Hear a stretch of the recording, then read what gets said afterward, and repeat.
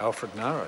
Thank you, Mr. Speaker. Mr. Speaker, there were a number of comments made about this bill. One of them, which was of interest during the second reading, was a comment by Mr. Shearer in regards to that the events of tomorrow and Thursday will be Con Air, and he sort of talked about the aspect of a number of offenders that were returning from Australia back to New Zealand as well. And if one sort of thinks about that movie, it's an interesting story, because in that story, Mr. Speaker, 1997 American action film, and it talked about inside of there were 100, of the most serious offenders in the United States were on a plane going to a detention centre, but inside there was one Cameron Poe, and he was an Army Ranger who unfortunately, through a situation and a circumstance, found himself convicted of manslaughter. And so out of 100, there was one that was there, and there was Vince Larkin, who was the US Marshal, who was there to try and save the day for this one offender. And I think that the movie proves a point, and to some of the comments that have made from the opposition, which is, it is true to say that there will be some inside that of those detainees that do deserve justice, who have possibly been unjustly imprisoned or detained for whatever reason. And us on this side in the government, we also to understand and recognise that, Mr. Speaker. However, we also want to recognise that inside of that, there are a number for their own circumstances, and some outside of them, who've put in that situation where they have offended and have actually, in a sense, broken the law.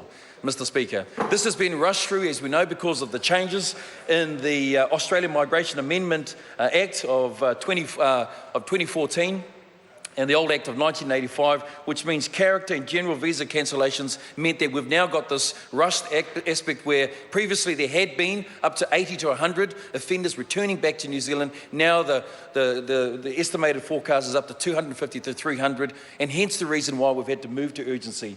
The comments across, and I know that even from New Zealand First, Dennis O'Rourke has been in favour. The principles fundamentally have been right, Mr. Speaker. Mr. Speaker, I just want to comment on one thing that I think has been raised, and in regards to the fact is that when these offenders return, what provision will be made for them? This is called the Returning Offenders Management and Information Bill. In other words, is that it's a bill that's particular in its cause and purpose to ensure that when they do arrive, how do we ensure that there's supervision and monitoring in place in that process. However, they will be still subject to the conditions that mirror those in the Parole Act of 2002. So therefore, they will still need to go to a probation officer who will ensure that their living and working arrangements are appropriate, and also to who they associate with. The other thing that's important, those offenders who return to New Zealand will be able to access the prisoners' aid and rehabilitation that's been talked about, PARS, and the services that they offer. And the last thing I want to say, Mr. Speaker, to MSD, the Minister of Social Development, will ensure that they receive all the government support that they are entitled to.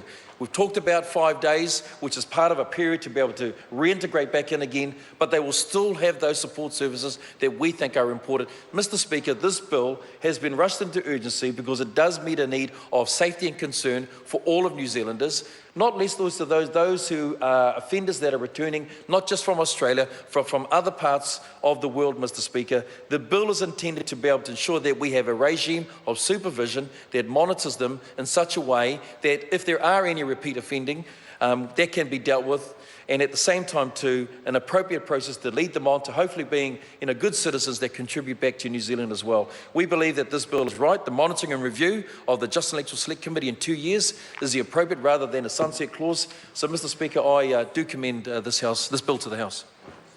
The Honourable David Parker.